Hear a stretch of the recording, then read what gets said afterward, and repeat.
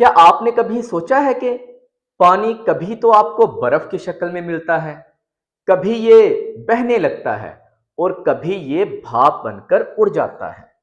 हालांकि है एक ही चीज, लेकिन ये मुख्तलिफ शक्लों में आपको मिलता है।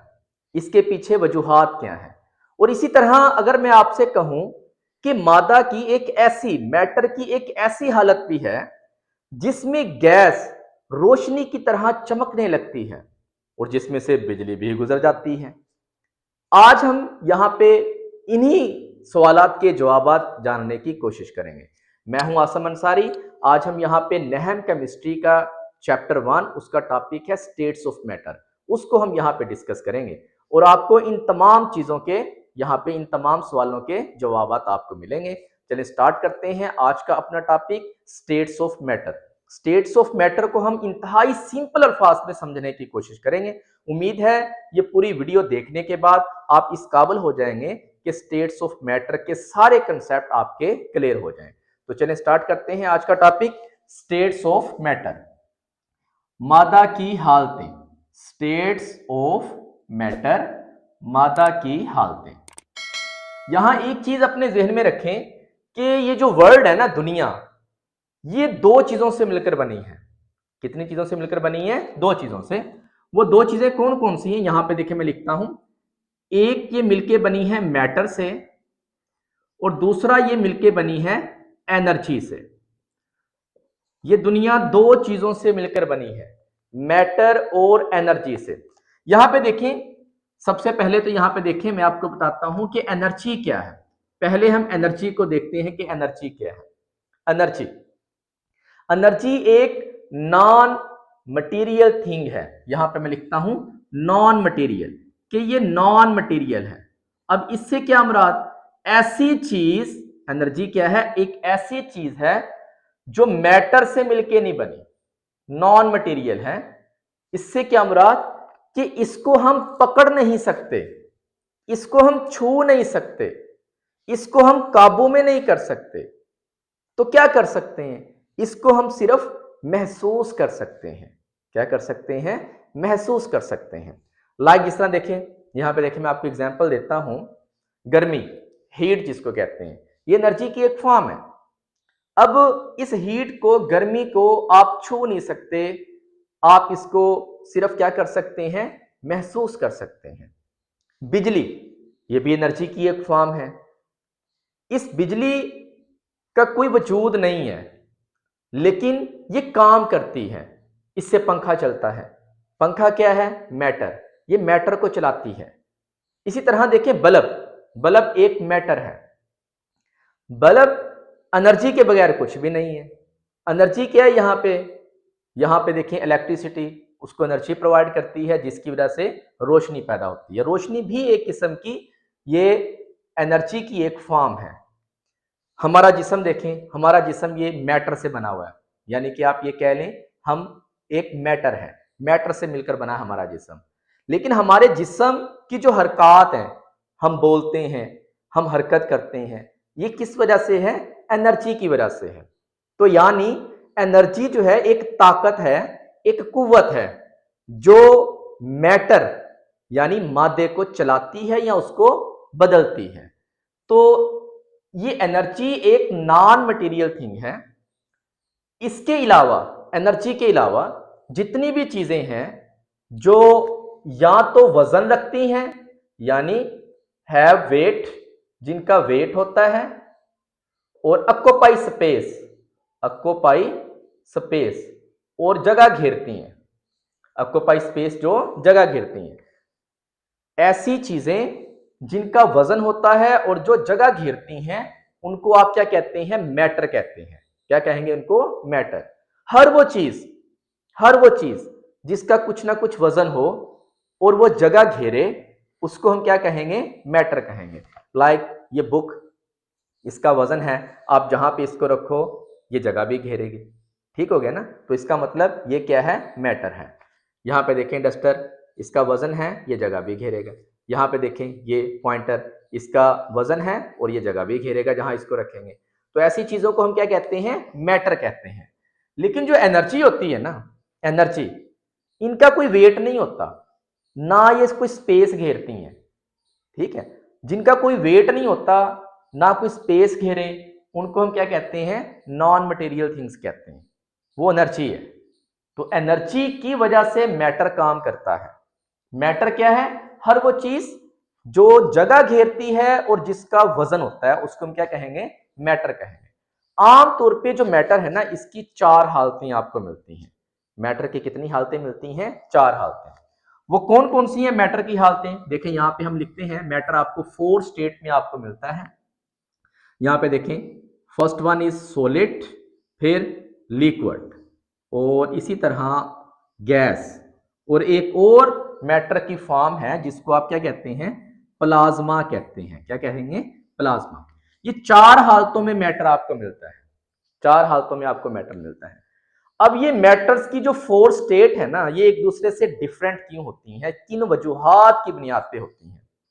ये 3 वजूहात की बुनियाद पे मैटर जो है ये मुख्तलिफ हालतों में पाया जाता है। वो वजूहात हम यहाँ पे देखते हैं कौन कौन सी हैं। यहाँ पे मैं लिखता हूँ रीजंस, ठीक है ना, कि किस किस वजह से मैटर जो है एक दूसरे से डिफरेंट होते हैं। जिस तरह मैंने अभी वीडियो स्टार्ट करने से पहले मैंने अभी आपको कहा कि पानी पानी कभी आपको बर्फ की शक्ल में मिलता है, कभी आपको मिलता है ये किस शक्ल में, ये वेपर्स की शक्ल में, बुखारात की शक्ल में, और कभी कभी ये लिक्विड फॉर्म में बहना शुरू कर देता है एक ही चीज, वाटर, H2O, यानी कि 2 हाइड्रोजन के एटम, 1 ऑक्सीजन के एटम इसकी कंपोजिशन में शामिल है, लेकिन इसकी हालतें डिफरेंट हैं।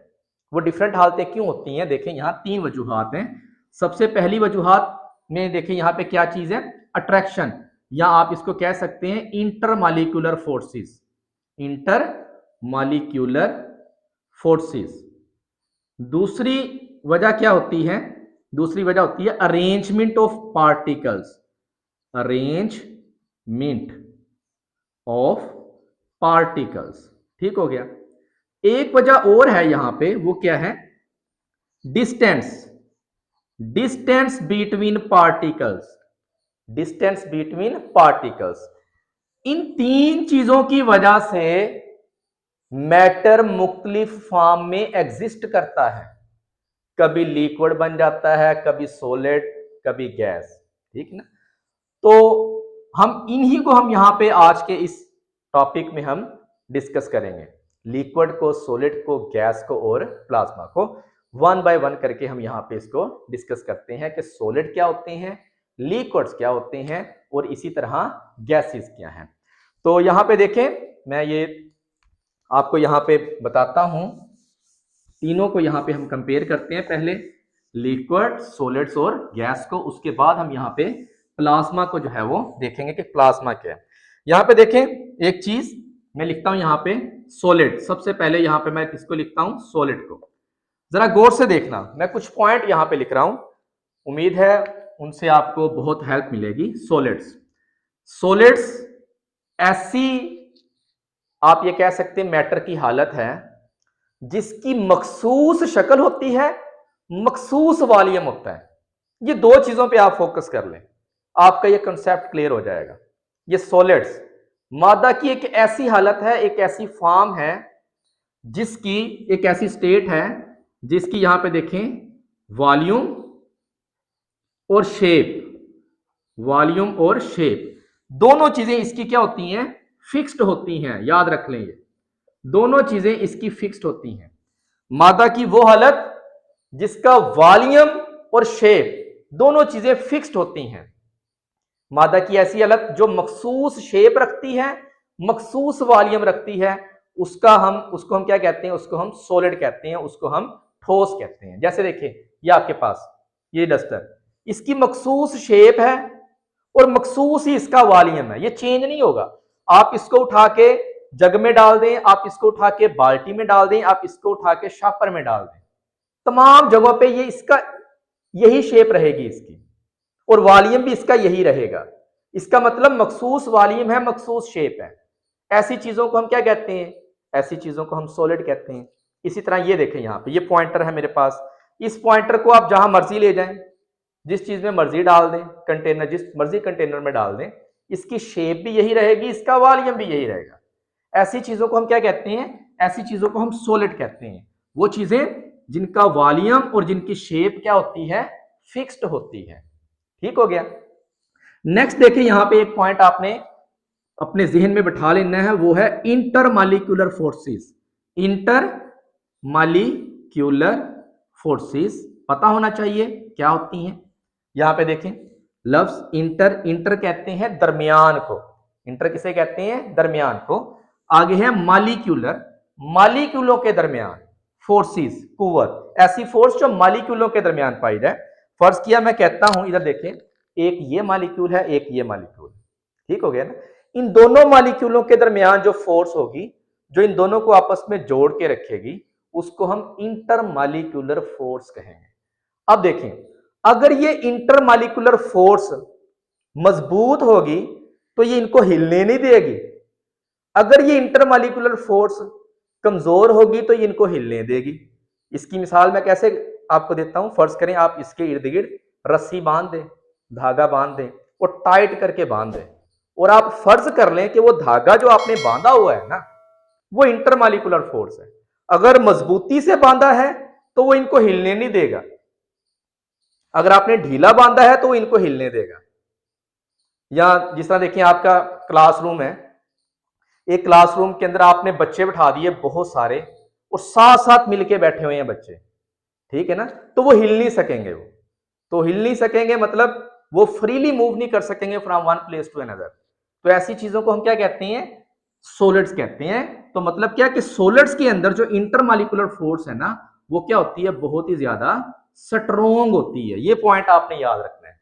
स्ट्रोंग भी बल्कि वेरी स्ट्रोंग होती है, कि इंटरमॉलिक्यूलर फोर्सेस जो हैं सॉलिड्स के पार्टिकल्स के दरमियान बहुत ज्यादा मजबूत होती है, जिसकी वजह से इसके पार्टिकल्स हरकत नहीं कर सकते, बिल्कुल आजादाना तौर पे हरकत नहीं कर सकते, due to strong, very strong intermolecular forces.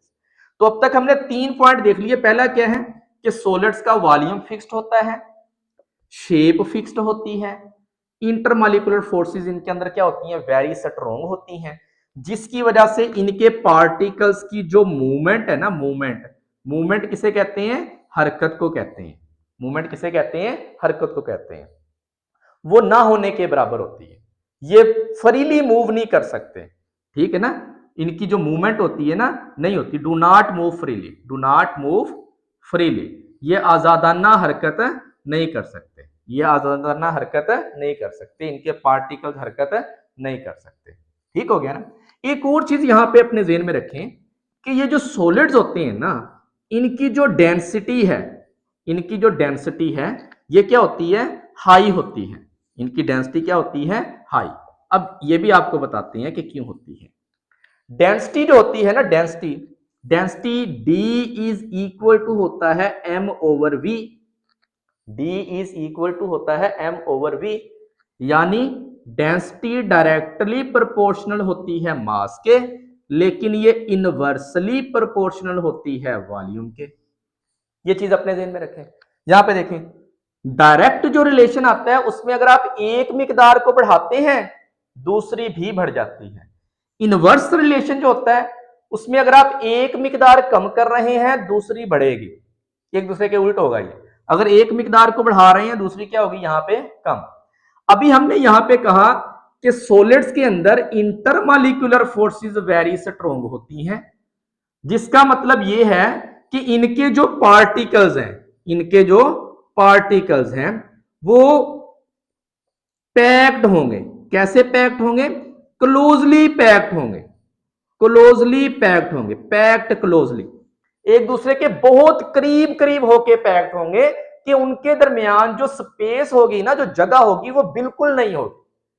अब देखें, जब इनके दरमियान जगह बिल्कुल नहीं है, स्पेस बिल्कुल नहीं है, तो इनके पार्टिकल्स एक दूसरे के बहुत करीब हैं।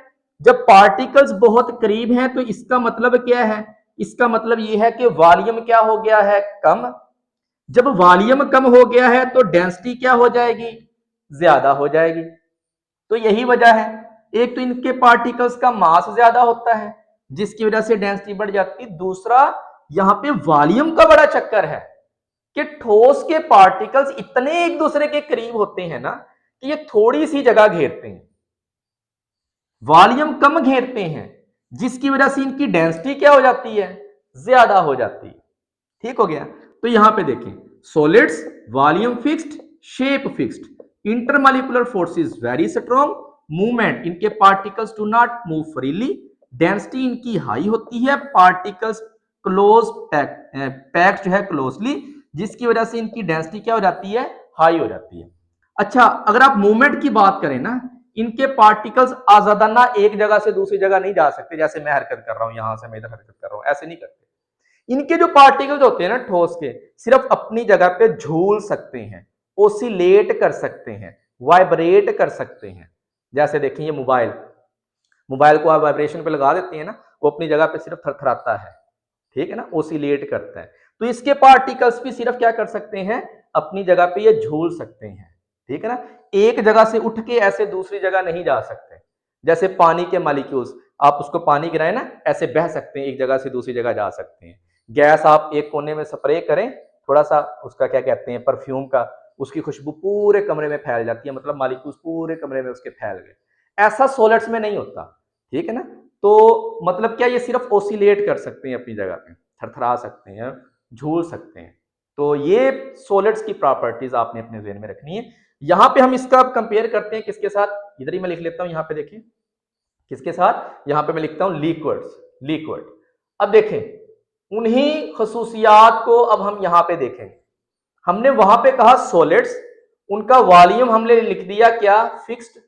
वॉल्यूम तो लिक्विड्स का भी फिक्स्ड होता है, लेकिन शेप यहां पे फिक्स्ड नहीं होती, ये चीज अपने ध्यान में रखें, ठीक है ना।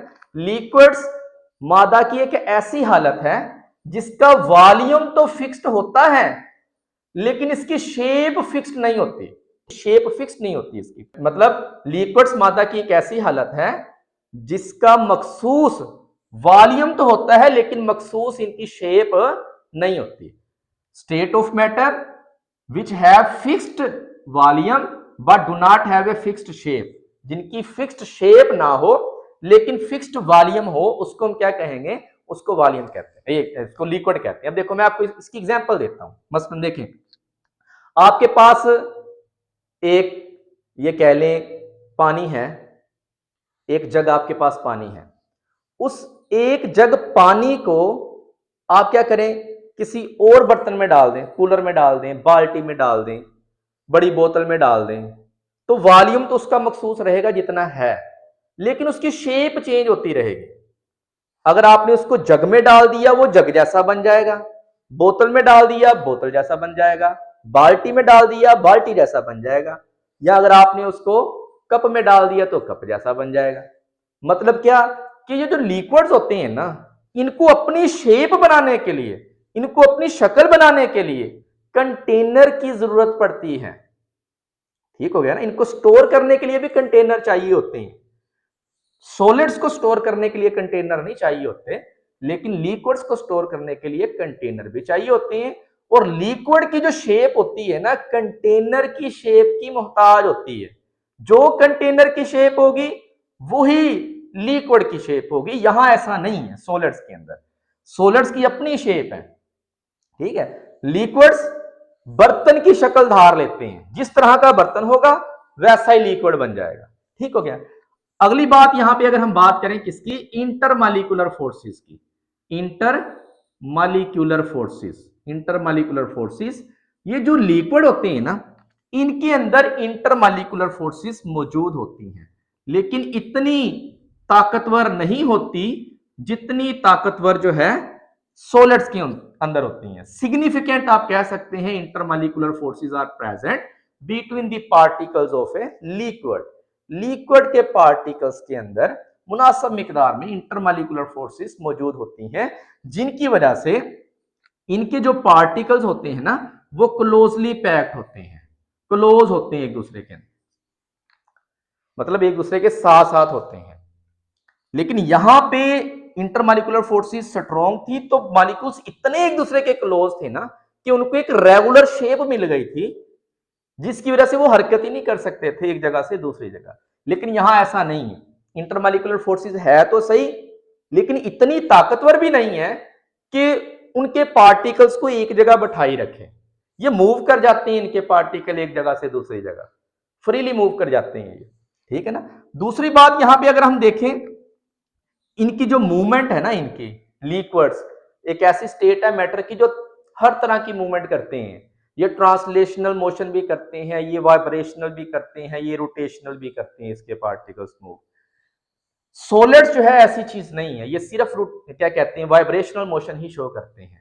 लिक्विड्स के जो पार्टिकल्स हैं ये तीनों तरह की मूवमेंट दिखाते हैं, ट्रांसलेशनल भी, रोटेशनल भी, वाइब्रेशनल भी। अब ट्रांसलेशनल मोशन क्या होती है, सीधी एक लाइन में जिसमें पार्टिकल अपनी जगह छोड़ के दूसरी जगह चले जाते हैं, जैसे मैं जा रहा हूं, ठीक है ना, एक सीधी लाइन, जिस तरह गाड़ी सीधी लाइन में सफर कर रही होती है, ये ट्रांसलेशनल मोशन है, ठीक है। और दूसरी होती है वाइब्रेशनल, अपनी जगह पे थरथराना, ओसिलेट करना जिसको आप कह सकते हैं, ठीक है ना, थरथराना अपनी, जैसे मोबाइल जो है वाइब्रेट करता है अपनी जगह पे, उसको वाइब्रेशनल मोशन कहते हैं। रोटेशनल क्या होती है, रोटेशनल होती है एक फिक्स्ड पॉइंट के इर्द गिर्द घूमना, ठीक है, जैसे हमारी जमीन जो है ये सूरज के गिर्द घूम रही है, या पंखा जो है यहाँ पे ऊपर घूम रहा होता है, तो ये रोटेशनल मोशन है। तो ये लिक्विड जो है ये हर तरह की मूवमेंट दिखाते हैं इसके पार्टिकल्स। अगर आप इसके डेंसिटी की बात करें, डेंसिटी डेंसिटी अब देखिए, डेंसिटी मैंने आपको बताया था इज इक्वल टू होता है m/v।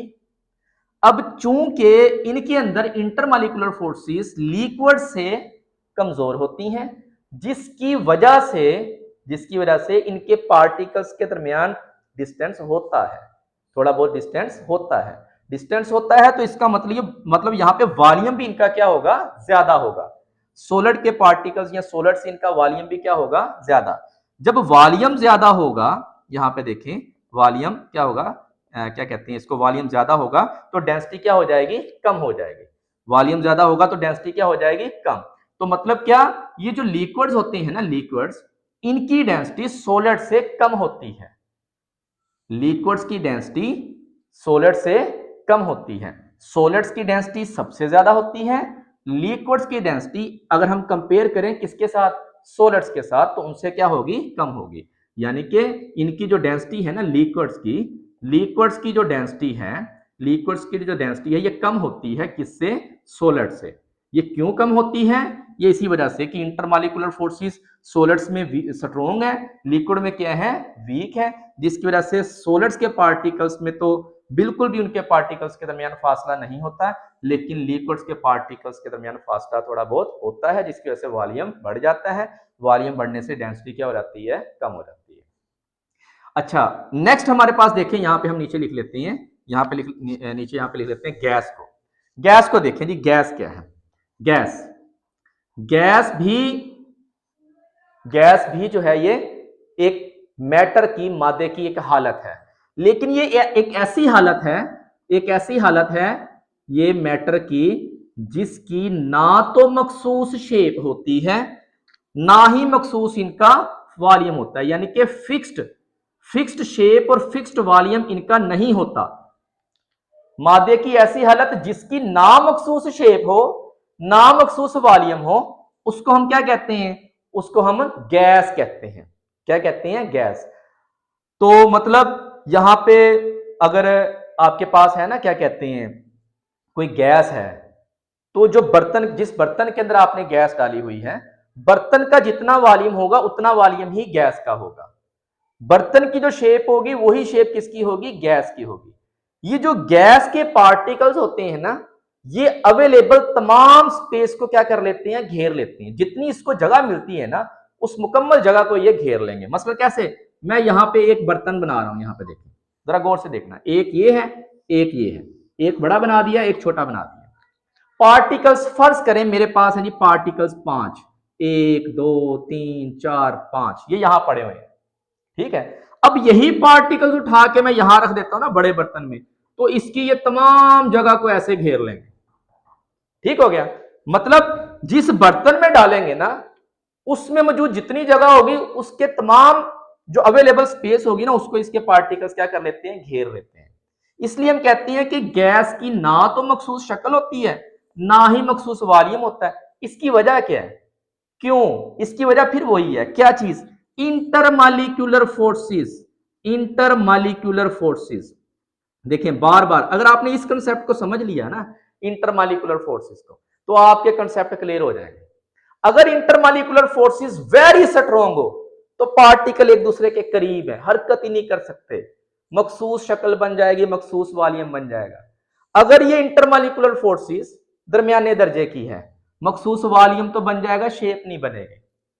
अगर ये बहुत ही कमजोर है, जैसे गैस के अंदर होता है, इंटरमॉलिक्यूलर फोर्सेस यहां पे वेरी वेरी वीक होती है, बहुत कमजोर होती है, जिसकी वजह से ये पार्टिकल्स को पकड़ ही नहीं सकते। पार्टिकल आजादी के साथ कोई इधर जा रहा है, कोई इधर जा रहा है, कोई इधर जा रहा है।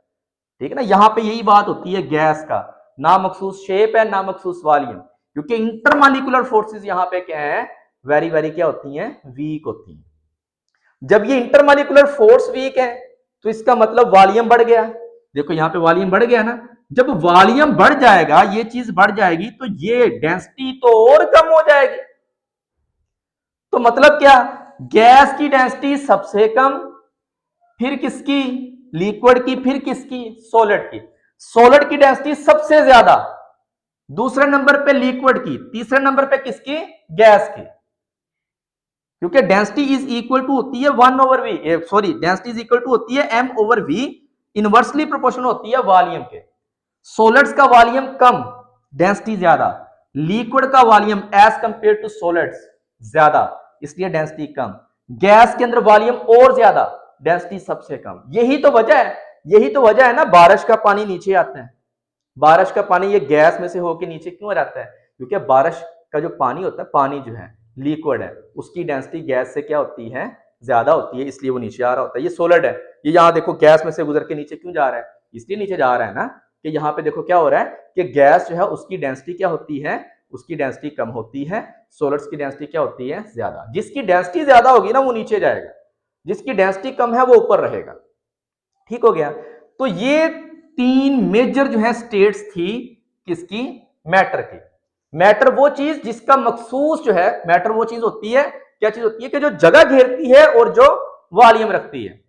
ठीक है ना, जिसका मखसूस मास होता है और जो जगह घेरती है, ऑक्यूपाई स्पेस, उसको हम क्या कहते हैं, मैटर कहते हैं। Everything that have a weight and occupy space, ठीक है ना, जो जगह भी घेरती है और जिसका वजन भी हो, उसको मैटर कहते हैं। आगे मजीद इसको सॉलिड्स, लिक्विड, गैस और एक प्लाज्मा, उसको भी डिस्कस करते हैं, उसमें इसको मजीद तकसीम किया गया।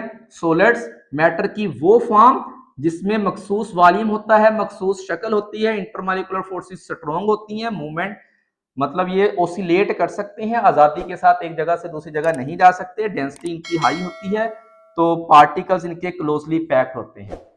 यहाँ पे देखिए लिक्विड्स के अंदर वॉल्यूम फिक्स्ड होता है, शेप फिक्स्ड नहीं होती, इंटरमॉलिक्यूलर फोर्सेस सिग्निफिकेंट होती हैं, पार्टिकल्स इनके भी क्लोजली पैक्ड होते हैं, लेकिन इतने क्लोजली पैक्ड नहीं होते जितने किसके अंदर होते हैं, सॉलिड्स के अंदर। डेंसिटी इनकी सॉलिड से क्या होती है, कम होती है लिक्विड्स की। अगर आप गैस की बात करते हैं, ना मखसूस वॉल्यूम, ना मखसूस shape, intermolecular forces very very यहाँ पे क्या होती हैं, वीक होती हैं, पार्टिकल्स इनके क्लोजली पैक्ड नहीं होते, दूर दूर होते हैं, एक दूसरे से बहुत दूर दूर होते हैं, जिसकी वजह से इनका वॉल्यूम बढ़ जाता है, डेंसिटी क्या हो जाती है, कम हो जाती है। तो आपकी जो बुक है ना, आपकी बुक, इसमें जो स्टेट्स ऑफ मैटर दिया हुआ है, यहाँ पे देखें सफा नंबर 4 पे, आपकी बुक 9th केमिस्ट्री की स्टेट्स ऑफ मैटर, इसको हम एक दफा यहां से रीड भी कर लेते हैं।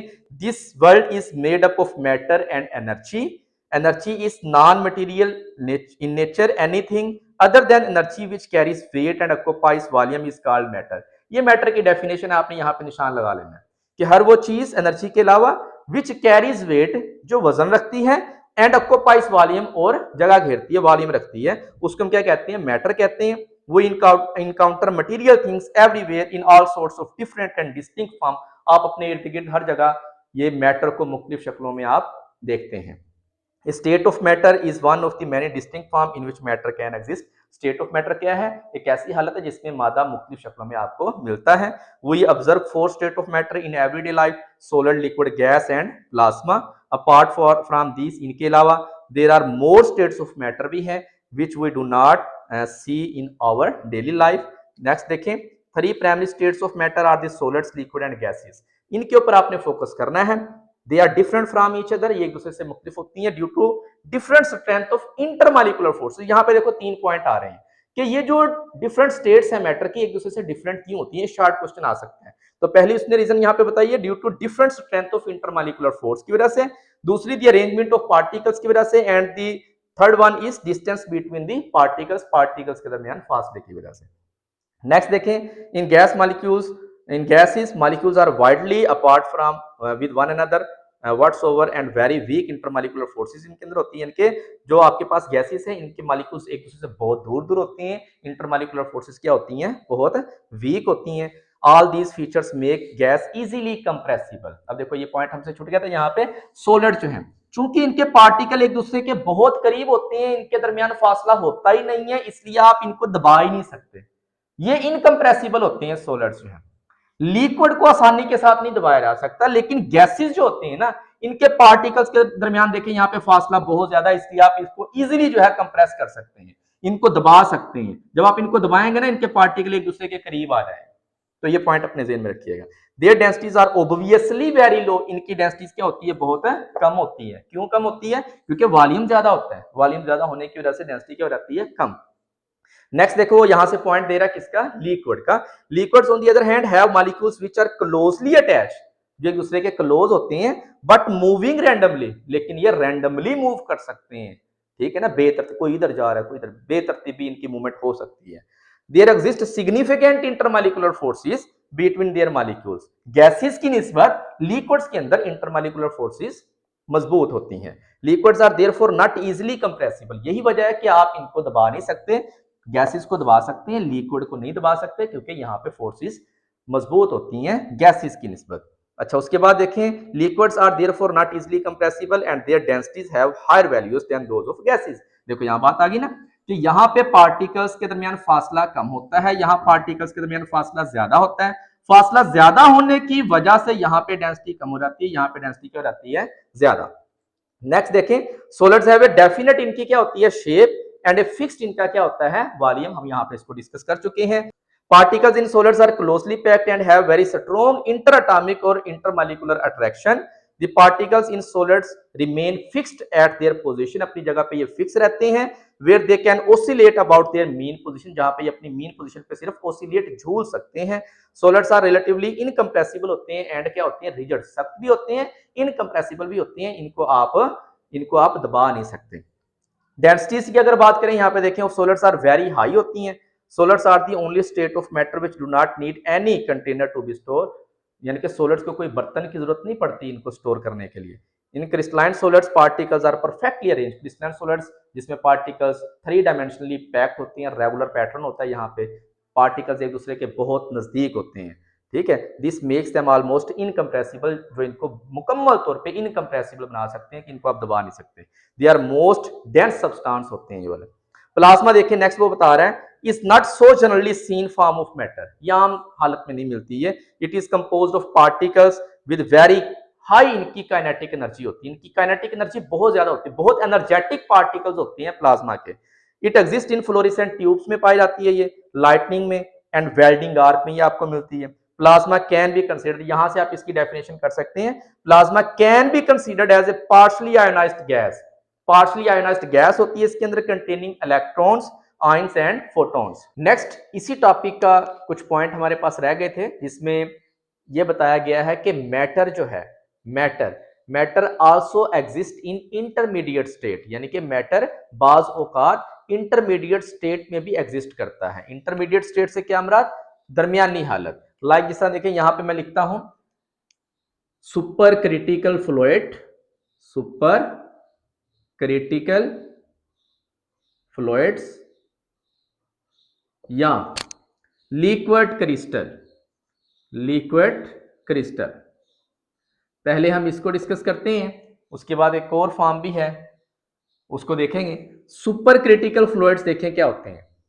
सुपर क्रिटिकल फ्लूइड्स मादा की ही एक ऐसी हालत है, मैटर की एक ऐसी हालत है जिसमें मैटर इंटरमीडिएट स्टेट में होता है।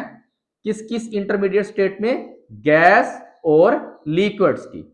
यानी कि ये सुपर क्रिटिकल फ्लूइड्स एक ऐसा मैटर है जो ना तो मुकम्मल तौर पे गैस है, ना ही मुकम्मल तौर पे लिक्विड है, ठीक है। यानी इसमें क्या किया जाता है कि गैस को बहुत ज्यादा टेम्परेचर और प्रेशर पे जाके बहुत ज्यादा टेम्परेचर और प्रेशर देके इसको एक ऐसी स्टेट में कन्वर्ट किया जाता है जो ना तो लिक्विड रहती है ना ही गैस रहती है। यानी हम लिक्विड और गैस के दरमियान में कोई फर्क महसूस नहीं कर सकते, ना वो आपको दिखने में गैस लगती है ना वो लिक्विड लगती है। मतलब वो गैस की तरह स्प्रेड हो सकती है, गैस की तरह वो फैल सकती है, और लिक्विड जो है लिक्विड की तरह ये डिजॉल्व भी कर सकती है। ये सुपर क्रिटिकल जो फ्लूइड्स होते हैं ये गैस की तरह स्प्रेड हो सकते हैं, फैल सकते हैं, इनकी मूवमेंट गैस की तरह बहुत ज्यादा होती है, लेकिन लिक्विड्स की तरह ये चीजों को डिजॉल्व भी कर लेते हैं। दोनों की प्रॉपर्टीज इनके अंदर पाई जाती हैं, और हम देख के ये नहीं बता सकते कि ये गैस है या लिक्विड है। इसलिए आप इनको क्या नाम देंगे? सुपर क्रिटिकल फ्लूइड्स का नाम देंगे। ऐसे मटेरियल या ऐसे मैटर जो गैस और लिक्विड्स की दरमियानी हालतों में पाए जाए उसको हम क्या कहेंगे? Super critical fluid. इसी तरह यहां पे देखिए नीचे लिक्विड क्रिस्टल है, नाम से देखिए यहां पे लिक्विड, और दूसरा कौन सा यहां पे? क्रिस्टल। ये मैटर की एक ऐसी स्टेट है, ये मैटर की एक ऐसी स्टेट है जिसमें आप लिक्विड और सॉलिड्स के दरमियान में फर्क नहीं कर सकते।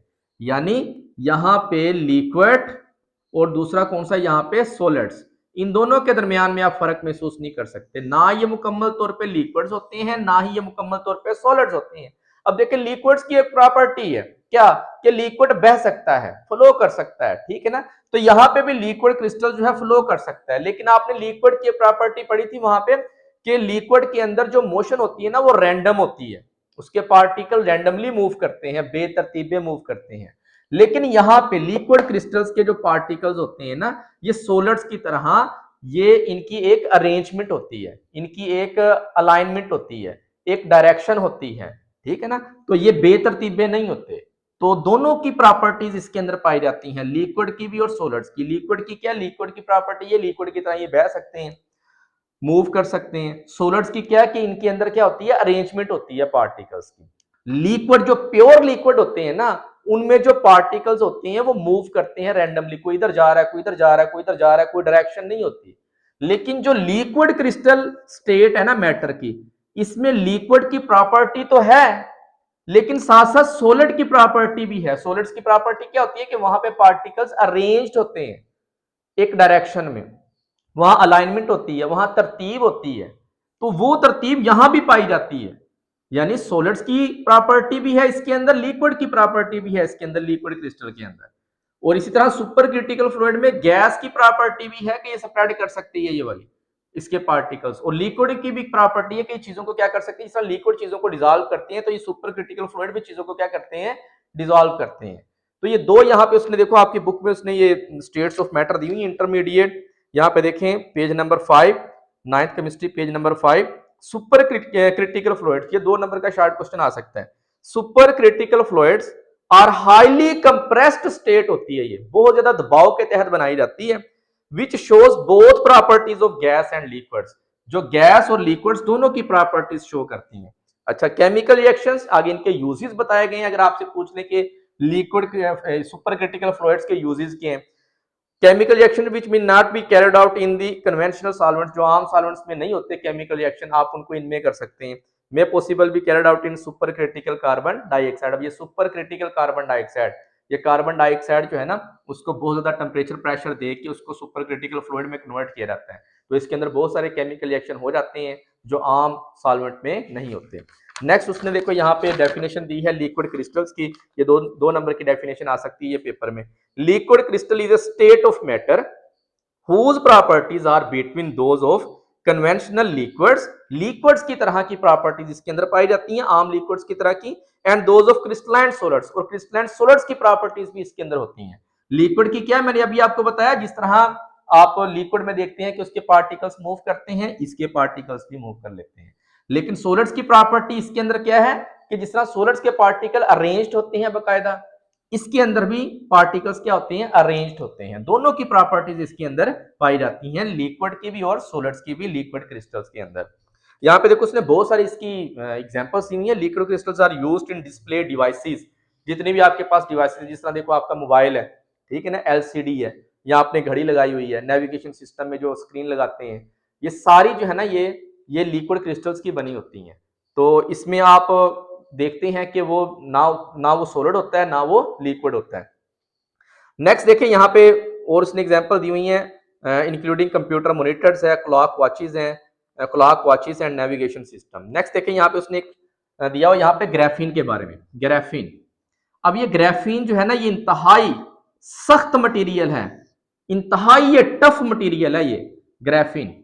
यानी कि ये एक ऐसा मटेरियल है, एक ऐसा मैटर है जो इंतहाई टफ है, सॉलिड है ये, इंतहाई टफ सॉलिड है ये, ठीक है। लेकिन आपको पता है आमतौर पे जो सॉलिड्स होती हैं ना वो फ्लेक्सिबल नहीं होते।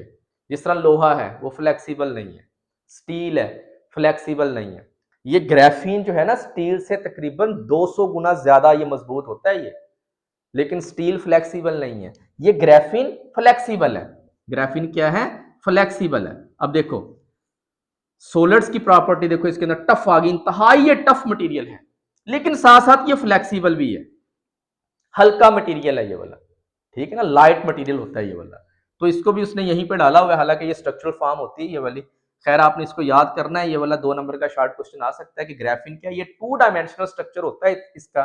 अब थोड़ा सा फर्क आपको पता होना चाहिए कि 2 डायमेंशनल किसे कहते हैं और 3 डायमेंशनल किसे कहते हैं, ठीक है। जो 2 डायमेंशनल होता है ना, 2 डायमेंशनल, इसमें आप 2 मेजरमेंट करते हैं, इसमें आप 2 चीजों की पैमाइश करते हैं। वो कौन कौन सी है? यहां पे आप लेंथ, लंबाई नापते हैं, और यहां पे आप कर सकते हैं यहां पे विड्थ, चौड़ाई। 2 चीजें यहां पे देखी जाती हैं, लंबाई और चौड़ाई, 2 डायमेंशनल के अंदर।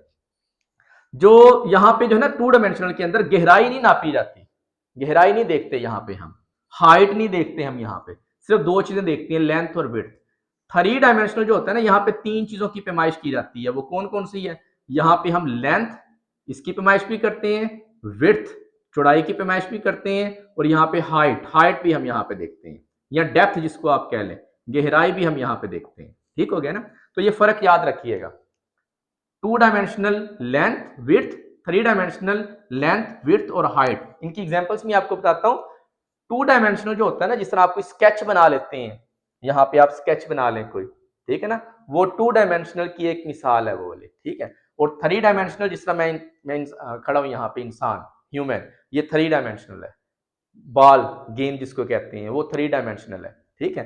तो यहाँ पे जो ग्राफीन है ना, ये 2 डायमेंशनल, यहाँ पे इसकी स्ट्रक्चर होती है ये वाली, और सिंगल एटम जितनी मोटी ये लेयर बनाते हैं, सिर्फ सिंगल एटम जितनी मोटी लेयर बनाते हैं। एटम्स आपस में इस तरह अरेंज होते हैं कि हेक्सागोनल स्ट्रक्चर बनता है। हेक्सागोनल किसे कहते हैं? 6 कोने वाले को कहते हैं। जिस तरह देखो यहाँ पे मैं बना रहा हूँ, 1 2 3 4 5 और एक 6, यहाँ पे देखो हेक्सागोनल ये स्ट्रक्चर यहाँ पे बनता है, ठीक है ना।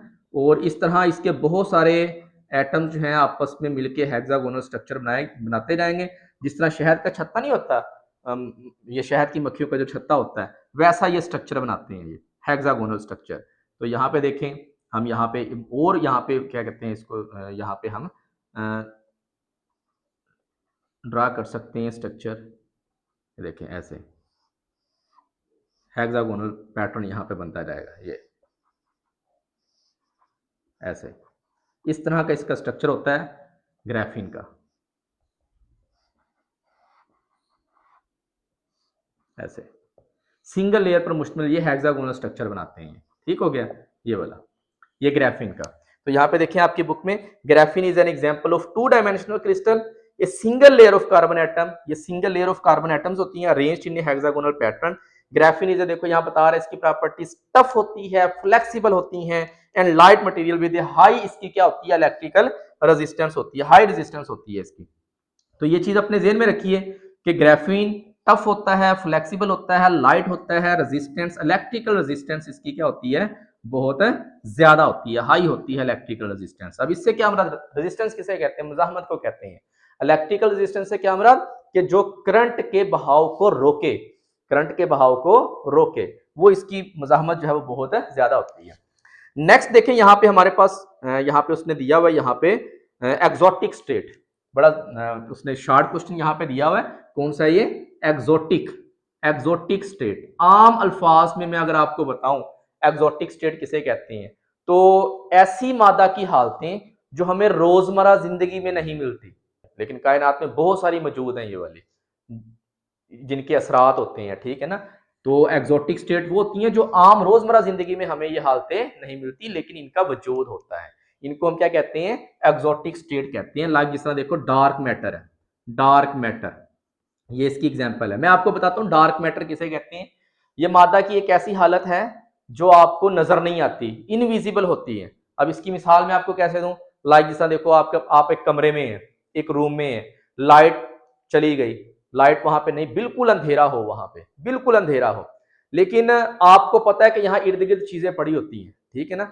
आप उनको महसूस कर सकते हैं कि ये चीजें वाकई मौजूद हैं यहाँ पे, ये चीजें वाकई ही मौजूद हैं यहाँ पे। तो डार्क मैटर भी ऐसे है कि ये आपको नजर तो नहीं आती, लेकिन इनके असरात आपको, यानी कि आपको नजर आते हैं इनके असरात। तो ऐसी चीजों को हम क्या कहते हैं, डार्क मैटर कहते हैं, कि जो आपको नजर तो ना आए लेकिन उनके असरात हो, ठीक है।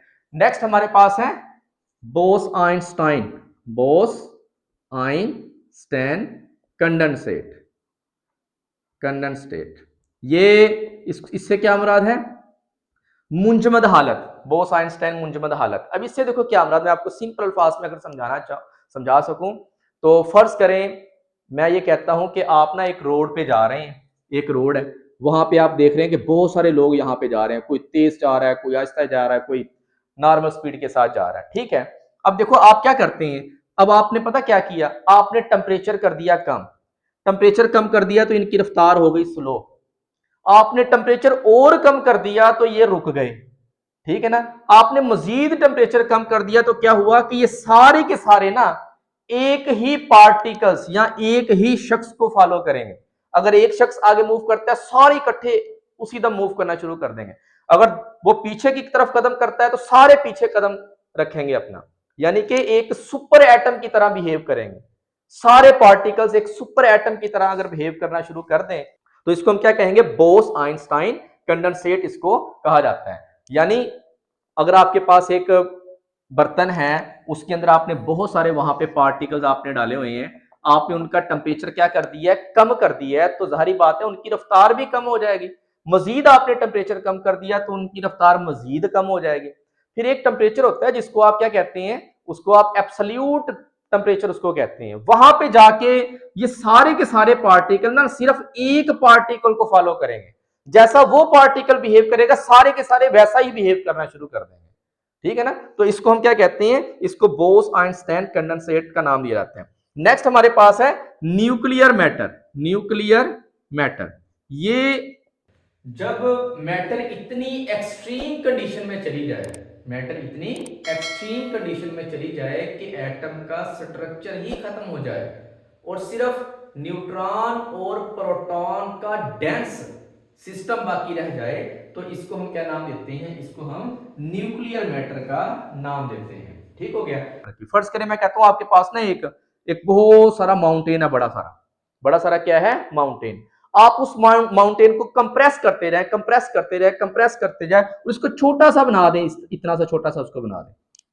ये बड़े सारे माउंटेन को आपने छोटा सा बना दिया ऐसे, तो क्या होगा वहां पे, देखो बड़े सारे माउंटेन को जब आप कंप्रेस करेंगे, छोटा सा बना देंगे, तो ये बहुत ही वजनी हो जाएगा, ये बहुत ही क्या हो जाएगा, वजनी हो जाएगा। यहां पे भी यही हालत होती है न्यूक्लियर मैटर में। नेक्स्ट हमारे पास है quantum spin liquid, quantum spin liquid. अब इसमें देखो ये मादा की एक अजीबोगरीब हालत है और बहुत ही ज्यादा एडवांस भी है, ठीक है ना।